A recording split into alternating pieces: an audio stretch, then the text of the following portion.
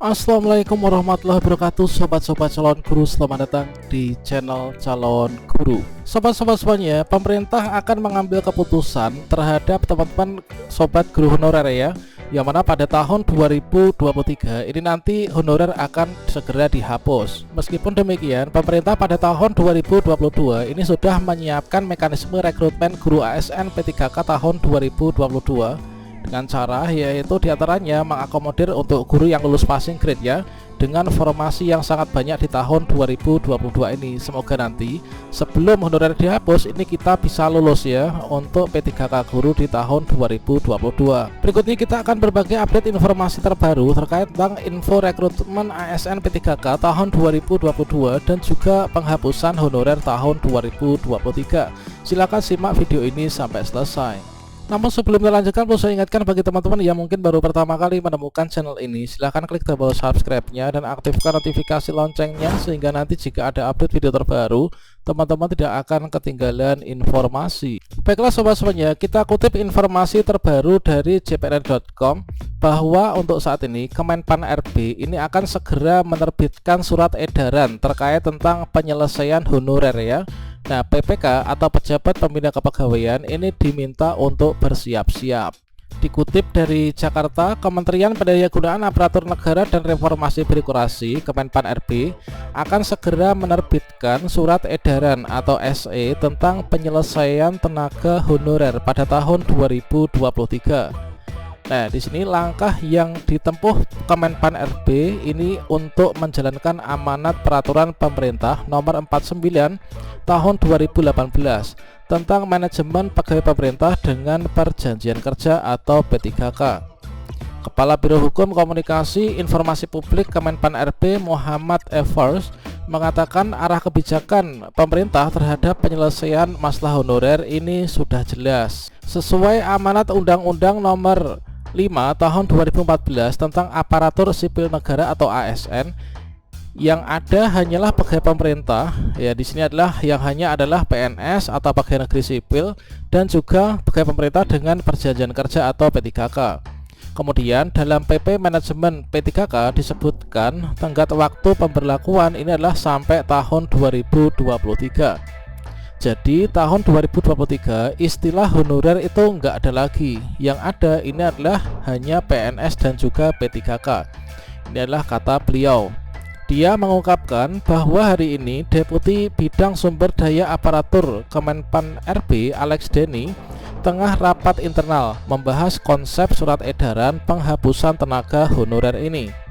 Sebenarnya Menpan RB Cahyokumolo dalam berbagai kesempatan sudah berkali-kali menyampaikan bahwa 2023 tidak ada lagi honorer. Namun secara birokrasi diperlukan surat resmi untuk menegaskan amanat PP manajemen P3K ini. Isi dari surat edaran ini berupa penegasan kepada kementerian, lembaga, Pemda untuk menyelesaikan pegawai non-PNS dan atau non-P3K di tahun 2023 nanti. Dengan akan diterbitkannya surat edaran dalam waktu dekat ini, Evers meminta para pejabat pembina kepegawaian atau PPK baik instansi pusat dan daerah untuk melaksanakan amanat PP 49 tahun 2018 tentang manajemen P3K. Kemenpan RB juga berharap para PPK atau pejabat pembina kepegawaian ini melakukan langkah-langkah strategis ya dalam penyelesaian di instansi masing-masing. Pemerintah tahun ini berfokus membuka rekrutmen P3K, honorer sebaiknya ikut seleksinya agar mendapatkan status ASN, pungkas Evers. Isu ini sebenarnya sudah lama didengungkan ya, bahwa pegawai pemerintah di instansi ini akan segera dihapus. Yang berarti nanti adalah untuk pegawai honorer ini akan dihapus. Dasar hukumnya adalah pasal 96 ayat 1. Kemudian mulai berlakunya adalah tahun 2023 teman-teman. Nah, alasannya ini adalah jenis pekerjaannya ini adalah sangat dasar. Kemudian jenis pekerjaan ini tidak membutuhkan keahlian khusus. Kemudian rekrutmen SDM ini difokuskan untuk tenaga kerja dengan keterampilan yang khusus. Nah, selanjutnya status honorer ini nanti akan dialihkan menjadi outsourcing ya, yaitu tenaga kerja yang bisa dipakai untuk outsourcing. Ini diantaranya ada satpam, kemudian petugas kebersihan dan juga lain sebagainya. Kemudian untuk status pegawai yang akan tetap ada di instansi pemerintah ini adalah hanya ada PNS atau pegawai negeri sipil dan juga P3K atau pegawai pemerintah dengan perjanjian kerja. Selanjutnya untuk pendaftaran CPNS tahun 2022 ini tidak dibuka ya. Untuk perekrutan ASN ini adalah fokus ke P3K kecuali sekolah kedinasan yang beberapa bulan lalu sudah ditutup untuk pendaftarannya. Nah, ini adalah untuk surat dari Kemenpan RB yaitu terkait tentang perekrutan di tahun 2022 ini hanya berfokus pada P3K. Ya, mana untuk penyebabnya ini adalah pemerintah itu berkaca pada kebijakan-kebijakan yang ada di negara maju yang mana jumlah P3K ini lebih besar dari PNS. Kemudian terjadinya proses transformasi digital memungkinkan terjadinya implementasi sistem pemerintah berbasis elektronik atau SPPE yang berpengaruh terhadap kebutuhan ASN dari segi kualitas dan juga kuantitas. Kemudian terkait tentang teman-teman yang sudah ikut seleksi P3K tahun 2021 kemarin. Nah, di sini dari Kemdikbudristek ini sudah menyiapkan skema supaya nanti teman-teman calon P3K dari guru honorer ini bisa tercover semua di tahun ini, sehingga nanti ketika kebijakan tahun 2023 nggak ada honorer, teman-teman ini sudah menjadi ASN P3K ya. Di antaranya di sini dari Pan RB dan juga Kemdikbudristek sudah menyiapkan untuk formasi jabatan fungsional guru. Ini ada sekian ini ditambah dengan sisa formasi yang ada di tahap 3. Ya, mana dengan tujuan untuk formasi tahap 3 ini digabungkan dengan formasi tahun 2022 sehingga nanti akan bisa maksimal untuk di sini yaitu formasi yang bisa dibuka sehingga bisa memungkinkan lebih banyak lagi sobat-sobat guru honorer yang bisa keterima di P3K tahun ini. Nah, di sini dalam tahap yaitu diperlukan aturan yang disempurnakan untuk penggabungan sisa formasi tahap 3 tahun 2021 dengan formasi baru di tahun 2022. Ini adalah untuk mempertimbangkan yang pertama, ini adalah untuk mengakomodir guru yang sudah lulus passing grade ya. Namun teman-teman yang belum lulus passing grade juga sudah ada skema sendiri dari Kemdikbudristek. Nah, di sini dilakukan yaitu perbanyakan yaitu formasi ya, memperbesar kuota formasi. Nah, di sini jika Pemda misalkan mengajukan formasi secara maksimal nanti akan tersedia sejumlah sekian ini. Inilah gabungan dari 2021 sebesar sekian. Kemudian di sini untuk formasi di tahun 2022 adalah sekian. Dengan tujuan juga untuk mencegah terjadinya pergeseran antara guru di sekolah induk yang lebih besar lagi, serta untuk mempercepat penuntasan pemenuhan 1 juta guru ASN P3K, serta juga antisipasi sebagai teman-teman nanti untuk ketika tahun 2023 ini sudah dihapus honorernya, teman-teman sudah keterima P3K.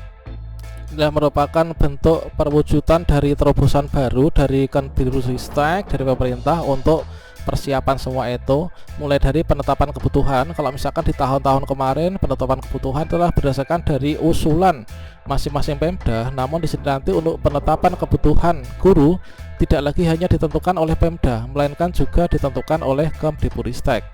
Kemudian juga, nah di sini dalam bentuk perlindungannya untuk proses rekrutmen sendiri, inilah proses rekrutmen GTT dengan new recruit ini akan dibedakan. Kemudian lulusan terbaik bisa ditempatkan di daerah yang prioritas. Yang membuat kita optimis untuk keterima P3K di tahun 2022 adalah berdasarkan dari laporan singkat atau lapsing hasil audiensi forum guru lulus passing grade bersama Kemdikbudristek beberapa hari yang lalu. Ya, mana untuk kesimpulan yang pertama itulah guru yang sudah lulus passing grade di tahun 2021 tidak perlu lagi mengikuti seleksi. Artinya di sini langsung mengikuti verifikasi dan validasi data serta berkas, kemudian nanti menunggu penempatan atau pemberkasan ya.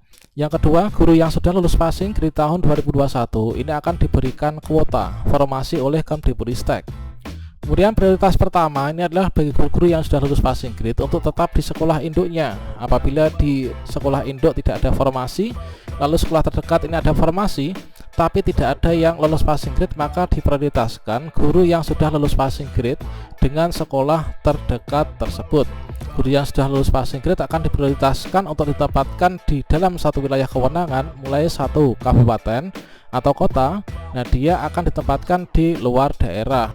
Selanjutnya di sini untuk poin yang kelima dari hasil rapat tersebut, yaitu apabila sampai akhir masih tidak kebagian formasi, pemerintah akan mengundang Pemda memberi pengarahan agar Pemda membuka formasi untuk guru yang sudah lulus passing grade tersebut.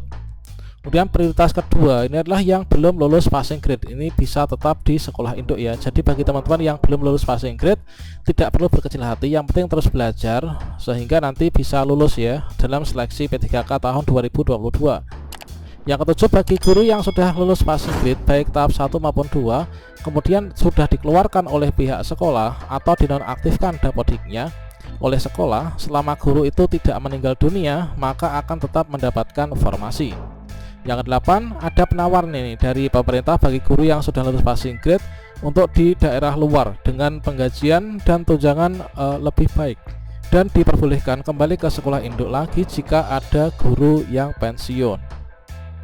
Semoga saja ketika berlaku surat edaran terbaru yang akan menghapus tenaga honorer ini kita sudah lolos ya menjadi ASN P3K.